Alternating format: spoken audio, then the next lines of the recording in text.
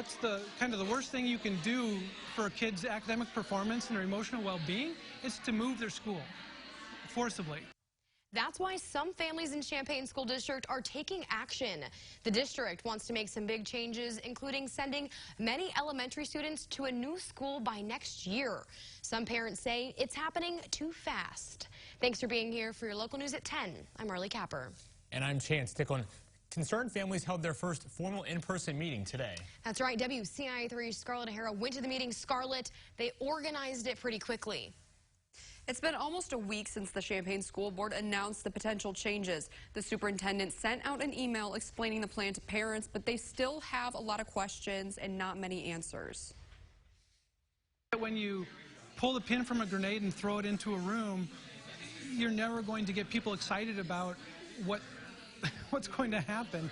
And that's kind of, I think, how a lot of us feel. These parents feel blindsided. The Champaign School Board is expected to vote on a new school assignment model in December.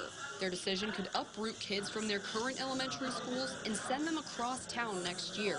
And families are taking action. This group's goal is, by and large, to agree that we need to do something. That group is called Unit 4 Families for a Smarter Solution, and it assembled quickly. It started between parents voicing their concerns online and turned into dozens meeting up in person. We need to not disrupt our kids. There's got to be a better way to do this. The district says its schools are socioeconomically segregated. They tried to solve that problem by introducing the current schools of choice model, which allows families to rank their preferences of all 12 elementary schools. But over 20 years later, the district is facing the same problem. I'm very much for coming up with a good solution to fix some of the inequities that we all know exist in this community, but moving kids around, uprooting them from their schools and moving them to other schools all in one fell swoop is just not the answer. The district hired a consulting firm to find a solution. They proposed two. The first would create 2 pairs of sister schools, and the other would give families clusters of schools to choose from. It seems to just boil the kids down to numbers and metrics. They say education was interrupted enough by the pandemic, and it's hard to weigh the cost of putting kids through more change with the benefit of trying a new strategy. I'm concerned that it's not going to fix the root cause of the problems.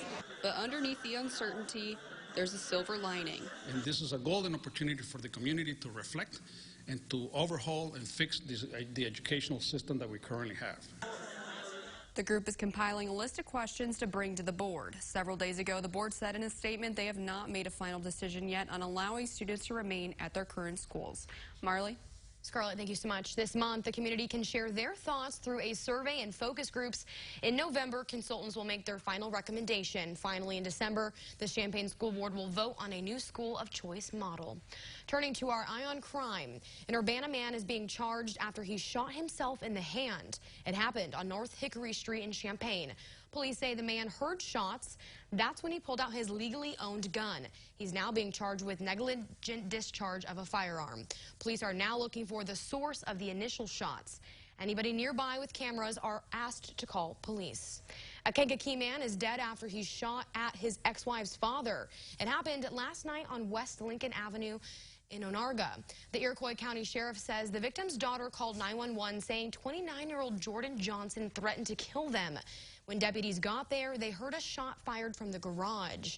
Deputies say Johnson then ran from the house and hid in a bean field for 3 hours. When deputies did find him, Johnson shot and killed himself. The father was taken to the hospital and has since been released. New for you tonight at 10. With inflation and the cost of living going up, buying a house might seem daunting, but there may be an option for those looking to buy. It's called an adjustable rate mortgage. The loan offers a fixed rate depending on the lender. The first 3 to 7 years of the loan would be lower than the current 30-year fixed rates, giving potential homeowners the ability to qualify for a mortgage. We spoke to a financial expert who says it won't solve everything, but it will help those looking to plan for the future.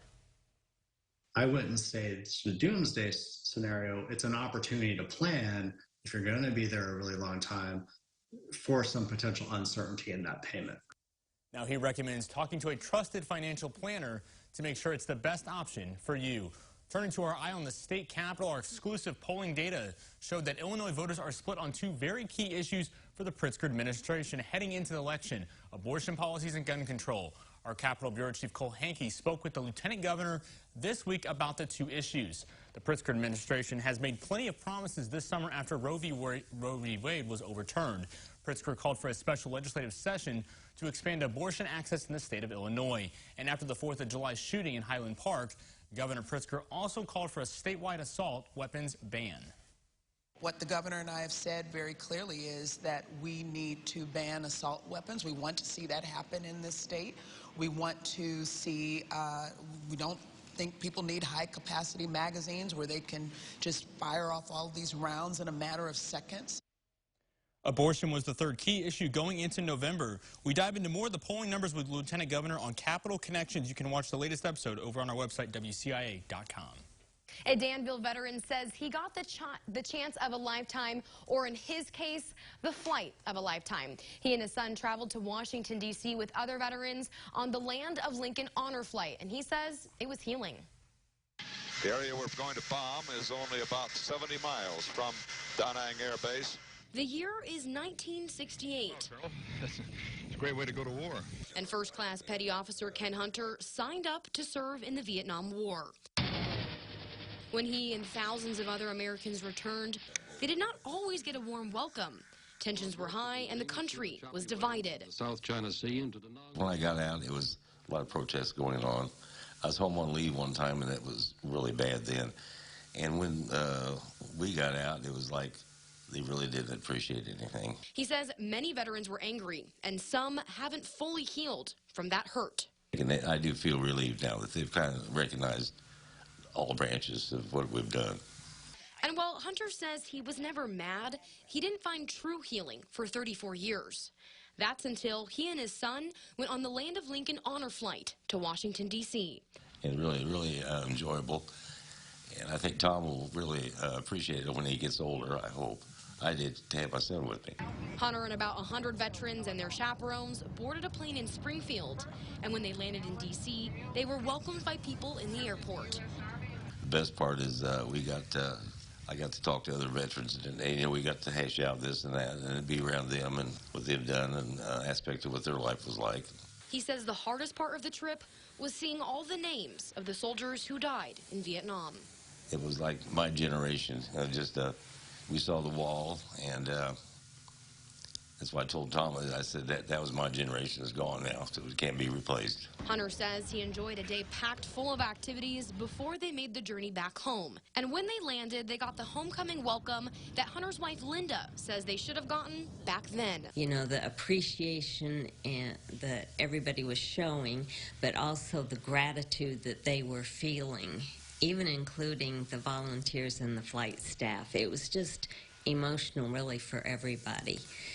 Very special. Now, Linda and Ken want to encourage veterans to have that same experience they signed up for. You can sign up through your local VFW. For more information, head over to our website, WCIA.com.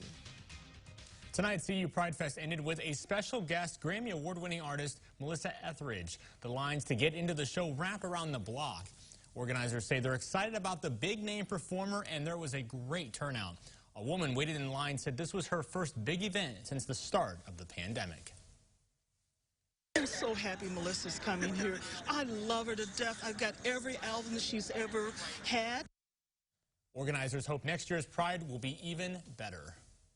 More than 24 people from Illinois have deployed to Florida to help those affected by Hurricane Ian.